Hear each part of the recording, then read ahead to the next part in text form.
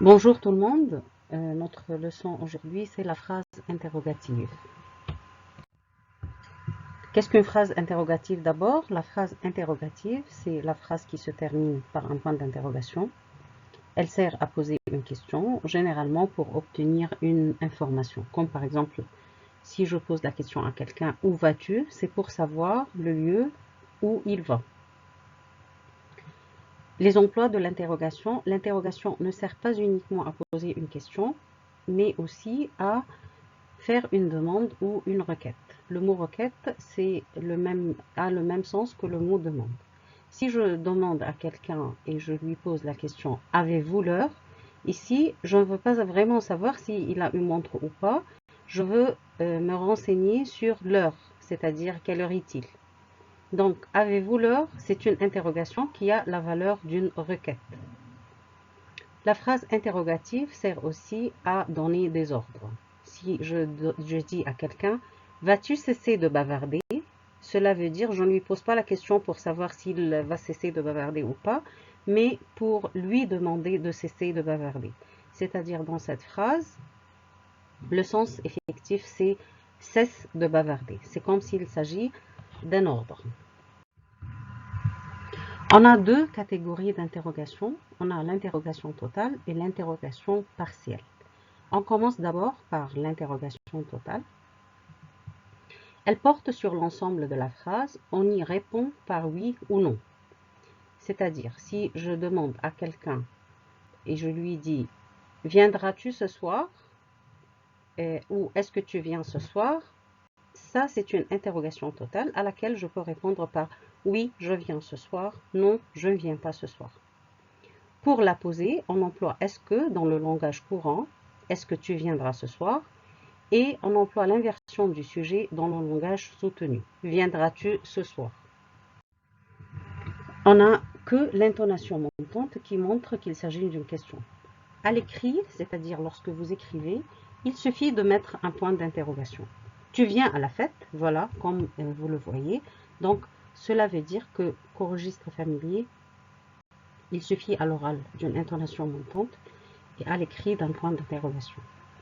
Dans le registre courant, c'est-à-dire le registre que tout le monde emploie dans la vie quotidienne, dans les journaux, dans l'écriture, on emploie « est-ce que ». Est-ce que tu viens à la fête?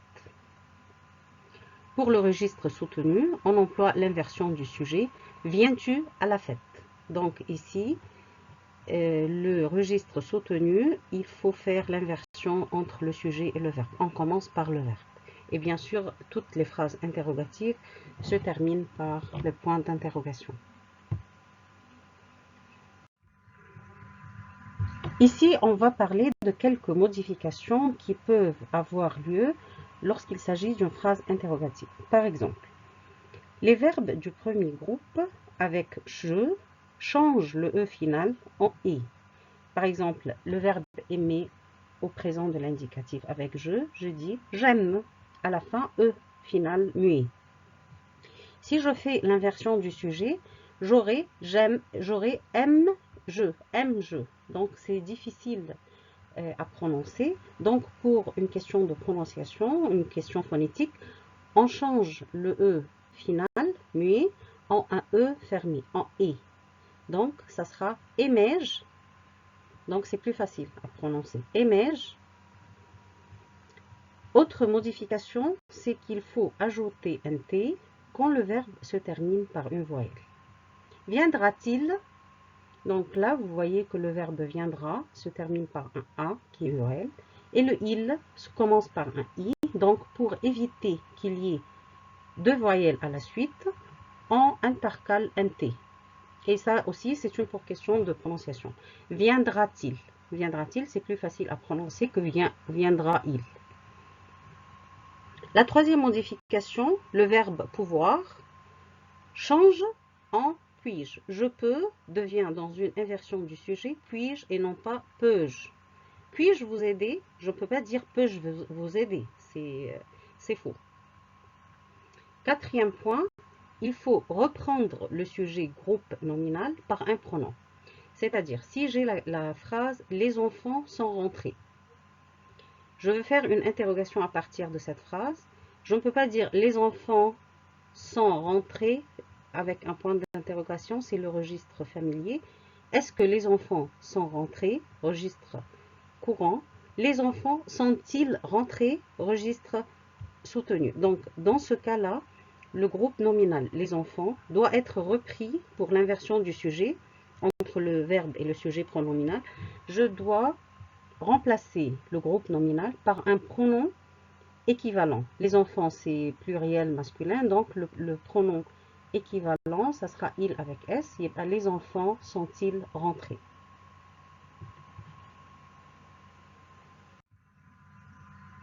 Deuxième catégorie de l'interrogation, c'est l'interrogation partielle. L'interrogation partielle porte sur une partie de la phrase.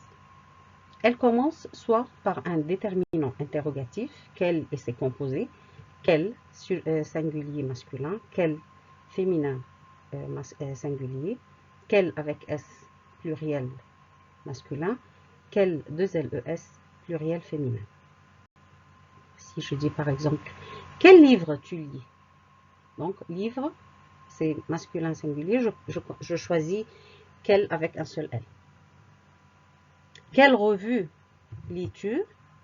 Revue, c'est féminin, donc je choisis quel avec deux L, E, et ainsi de suite. L'interrogation partielle peut aussi commencer par un pronom interrogatif. Et parmi les mots interrogatifs, on a les pronoms qui est qui ou lequel. Qui frappe à la porte? Qui, c'est un pronom interrogatif.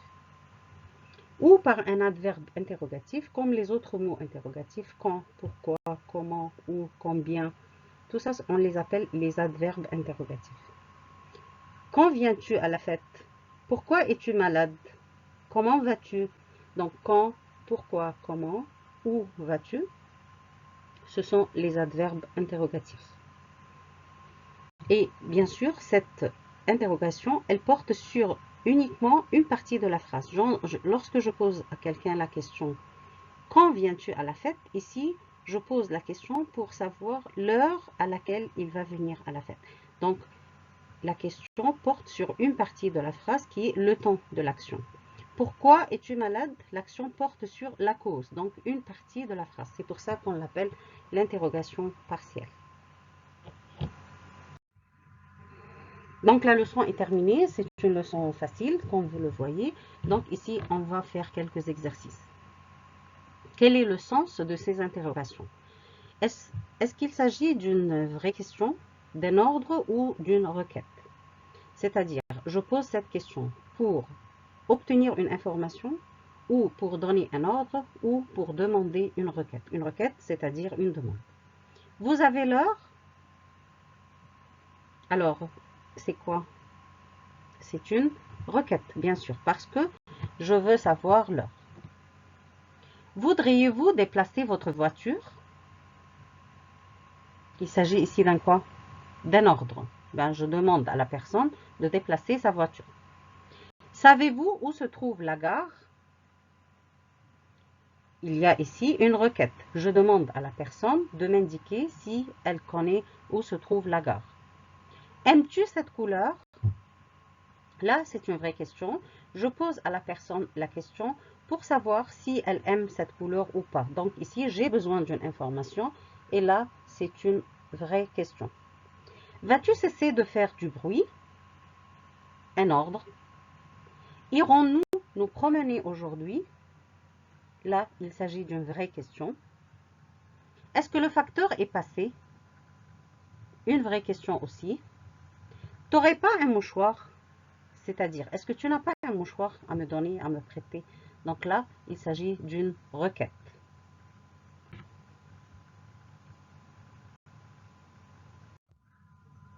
Fais une interrogation qui porte sur les mots soulignés. Donc là, vous allez faire des phrases interrogatives qui portent sur la partie de la phrase qui est soulignée. Nous sommes allés au cinéma. La partie sur laquelle vous allez faire la question, c'est au cinéma. Donc, puisqu'il s'agit d'un lieu, le mot interrogatif qui correspond, ça sera où. Où sommes-nous allés? Point d'interrogation. Nous passerons les vacances au bord de la mer. Au bord de la mer, c'est un lieu aussi. Donc, le mot interrogatif correct, ça sera où?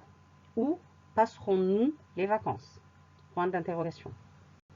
Nous partirons le 25 juillet. Là, il s'agit d'un temps. Donc, le mot interrogatif qu'on doit choisir, c'est quand. Quand partirons-nous? Point d'interrogation. Tu voyages en train parce qu'il est reposant.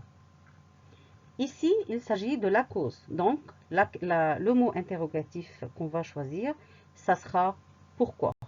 Pourquoi voyages-tu en train? Elle est habillée en rouge et blanc. Ici, c'est la manière d'après laquelle elle est habillée. Donc, on va utiliser comment. Comment est-elle habillée? Julie vous accompagnera à la gare.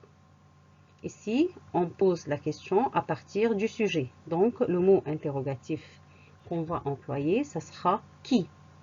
Qui vous accompagnera à la gare? Vous jouerez aux cartes. Aux cartes, c'est un complément d'objet indirect. Donc, la question va être posée par à quoi jouerez-vous? À quoi jouerez-vous? J'aurai besoin d'une crème solaire. De quoi aurais-je besoin? De quoi aurais-je, inversion du sujet, besoin? Point d'interrogation.